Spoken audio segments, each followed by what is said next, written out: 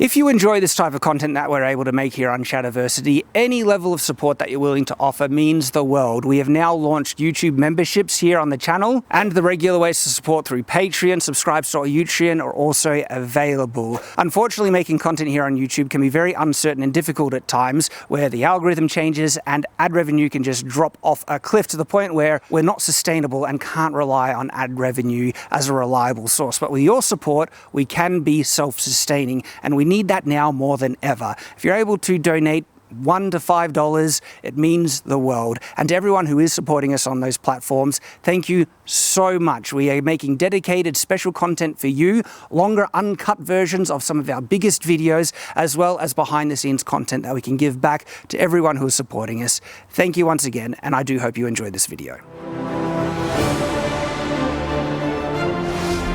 Shadiversity.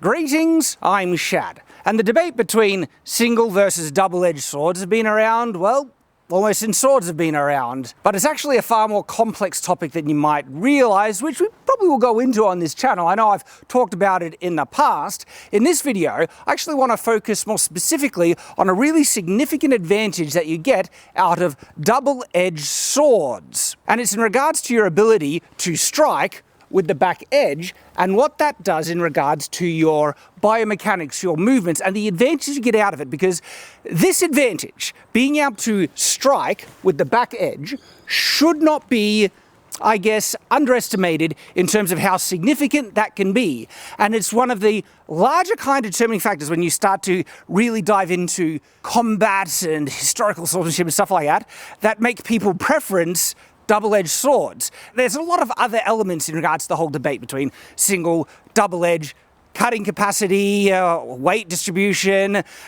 maintenance, manufacturing cost of making, like all those things actually come into the discussion. But as I mentioned, those are things that we can discuss in another video. Okay, so why does having a back edge make such a significant difference in regards to combat? Well, we're going to give you some demonstrations just to emphasize the significance of it.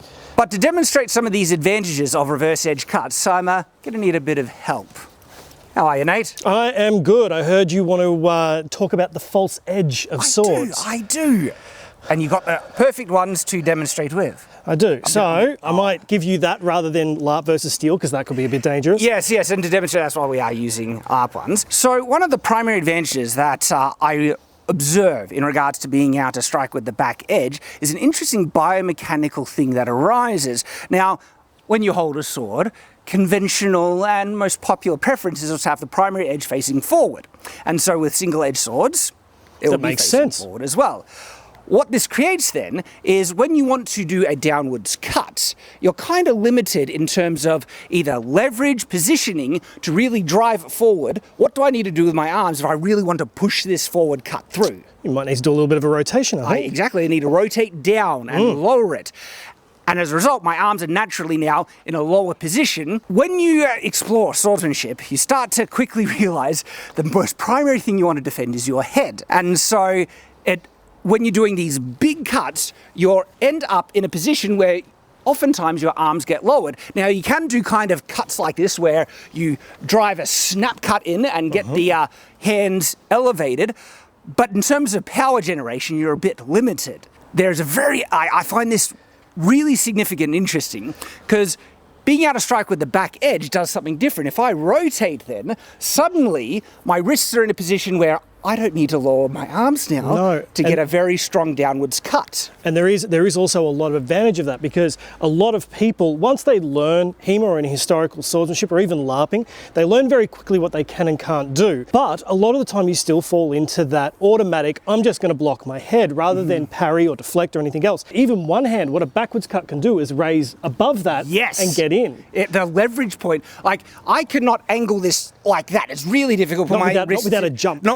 Look at where my wrists are to try and get this angle. Like a good solid knock would disarm me, okay? And so if someone raises a guard like so, now if you can, suddenly I can't do it. But if I reverse the grip, look at the angle I'm able to achieve now. That's a nice face piercing, that's what that would be. Now, in single edge sword defense, you can actually perform that maneuver with a single edge, but I do find, like, because I've studied Kenjutsu and Kendo a bit and stuff, there is very little emphasis on maneuvers like that because they don't have kind of the mindset that gets trained a lot in utilizing back edges. And so this position is something that you find a lot in HEMA and, you know, medieval swordsmanship because it's a strike, it's a cut. And so with medieval swordsmanship, there is this constant philosophy where you start to get familiar with this moveset of getting the back edge on point and utilizing it all the time.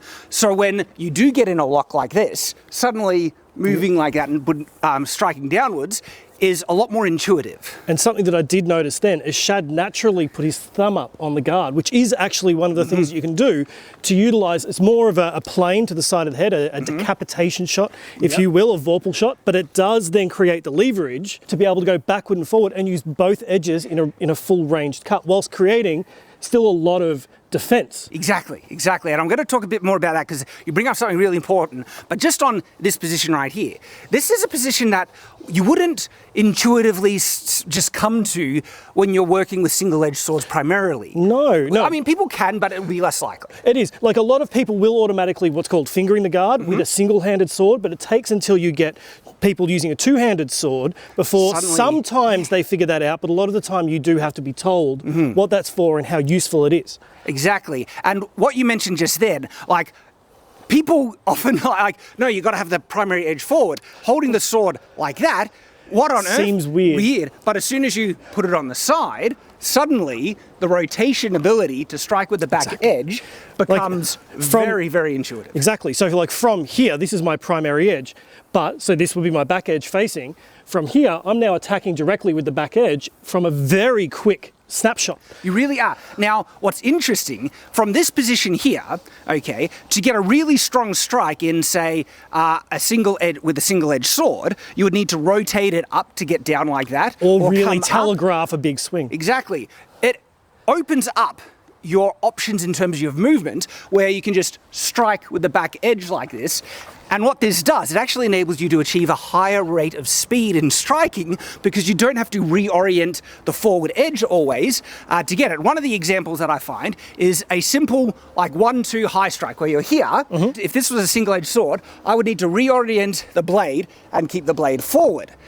It's subtle. It's very subtle, but when you practice this and you see that and you're striking with the back edge instead of needing to rotate the sword forward, not only does this put you in a weaker high position, it actually takes a little bit longer, where from here to here, it's very fast. It's fast. It's very, very fast. And it puts you in a stronger structure to hold that position and drive the force. It's really good for applying pressure too. This is like for adventurers or for HEMA practitioners.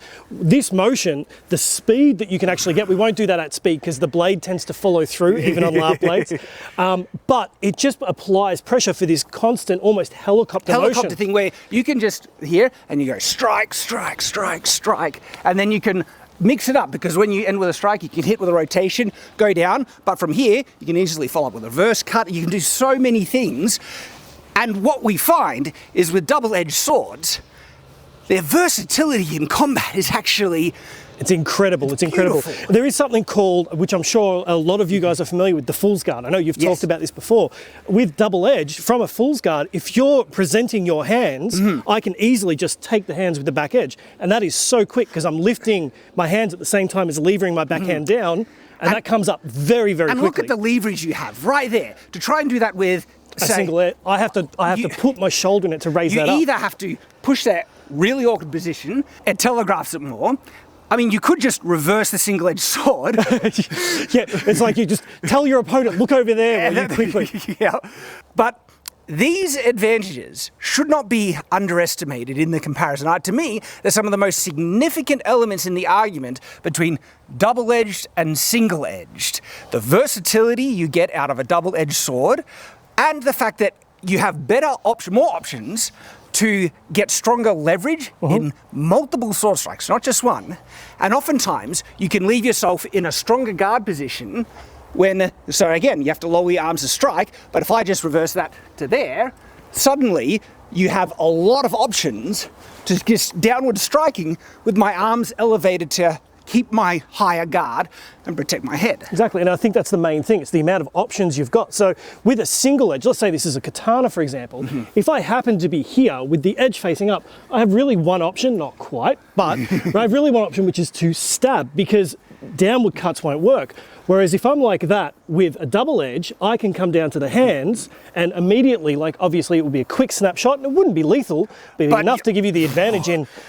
And doesn't take strong cuts to completely disable hands. No, it does not. Like I said, I really want to just make a dedicated video emphasizing, showing and demonstrating some of the really significant, like, not to be underestimated elements of having two edges on your sword.